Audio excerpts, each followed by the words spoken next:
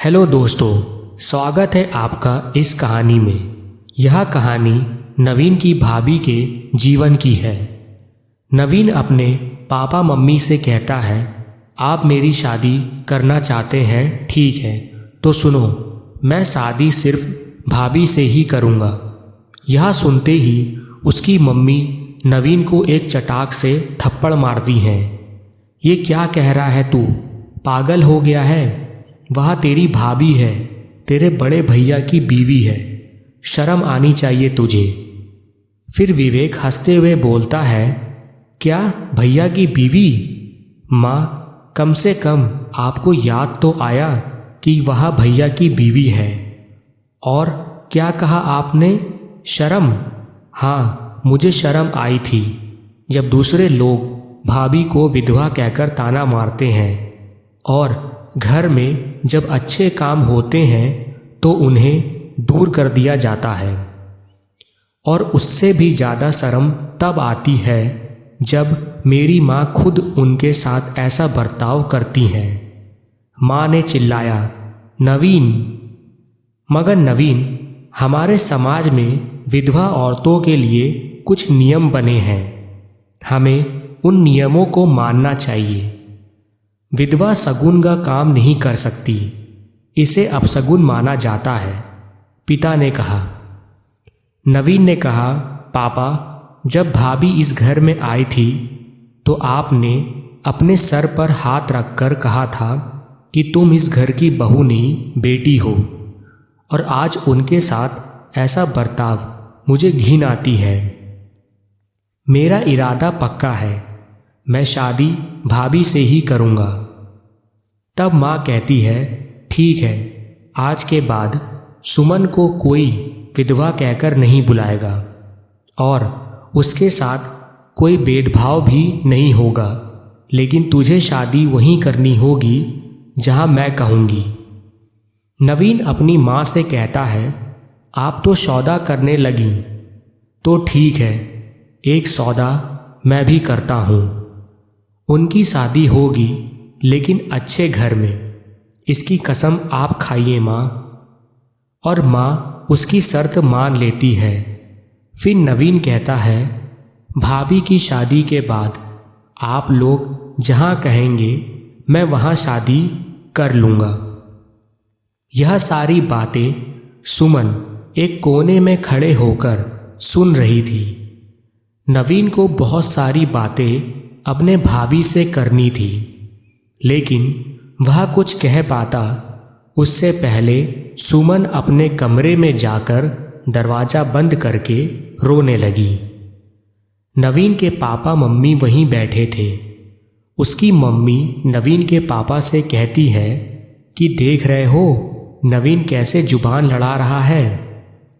ऐसा नहीं है नवीन की माँ, नवीन अपनी भाभी का बहुत सम्मान करता है और अब बच्चे बड़े हो गए हैं। नवीन सही कह रहा है, हमने बहू के साथ सही नहीं किया। इतना सब कुछ कहा गया, लेकिन उसने कभी पलट के जवाब भी नहीं दिया। गलती हमारी ही है। निशांत के जाने के बाद मैंने बहू से कभी ढंग से बात भी नहीं की। पहले यही घर सुमन की हंसी से गूंज उठता था। मैंने सुमन के साथ बहुत गलत किया है और उसका दिल भी बहुत दुखाया है, और साथ ही अपने निशांत का भी। फिर वह उठकर सुमन के पास जाती है। सुमन, मेरे पास आकर बैठो। वह सुमन से माफ़ी मांगने लगती हैं। मैंने तुम्हारे साथ बहुत गलत किया है। मैं दूसरों के चक्कर में तुम्हारा दिल बहुत दुखाया है। फिर पापा आ गए और वह भी कहने लगे कि मुझे माफ़ कर दो बेटा, मैंने जो तुम्हें आशीर्वाद दिया था वह भूल चुका था, मुझे माफ़ कर दो। फिर सुमन कहती है, ऐसा मत करिए, बिल्कुल भी अच्छा नहीं लग रहा है कि आप लोग मुझसे माफ़ी मांग रहे हैं। मुझे आप लोगों से कोई भी शिकायत नहीं है। सुमन ने यह बात रोकर बोली। फिर वह कहती है, कि मैं आप दोनों से कुछ मांगना चाहती हूँ। क्या आप लोग मुझे वहाँ देंगे? माँ कहती है, क्यों नहीं बेटा, जरूर देंगे। माँ, मैं कोई दोबारा शादी नहीं करना चाहती। मैं सिर्फ निशान से ही प्यार करती हूँ। मैं इसी घर में रहना चाहती हूँ, आपकी बेटी बनकर। इतना कहकर वह रोने लगती है। माँ कहती है कि बेटा, तुम्हारी उम्र ही कितनी है, हम लोग तेरा कितना सहारा बने रहेंगे। सुमन कहती है कि नहीं पापा, अब हम साथ में मिलकर रहेंगे। आप लोगों को कहीं नहीं जाने दूंगी और मेरी शादी किसी और के साथ करवानी है, यह बात भूल जाइए। पापा कहते हैं, ठीक है बेटा, जैसा तुम चाहो। माँ पापा वहाँ से चले जाते हैं। फिर नवीन भाभी से मिलने आता है और सुमन का पैर पकड़कर माफ़ी मांगने लगता है और कहता है, मुझे माफ़ कर दीजिए, मैंने आपका बहुत दिल दुखाया है। मुझे आपको ऐसा देखकर बिल्कुल भी अच्छा नहीं लगता था। आप पहले कितना खुश रहा करती थी और भैया के जाने के बाद आपके साथ हर रोज़ गलत बर्ताव होता था।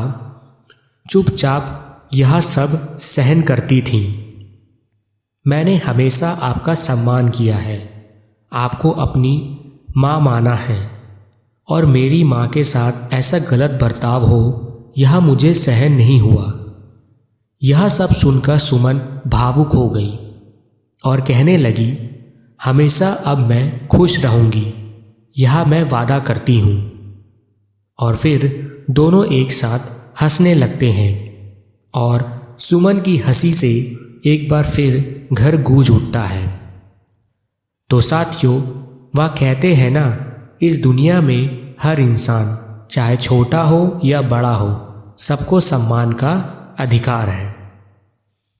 तो साथियों, अगर आपको हमारी यह कहानी पसंद आई हो और ऐसी और भी कहानी के लिए हमारे चैनल को सब्सक्राइब करें और बेल आइकन दबा के ज़रूर जाएं। धन्यवाद।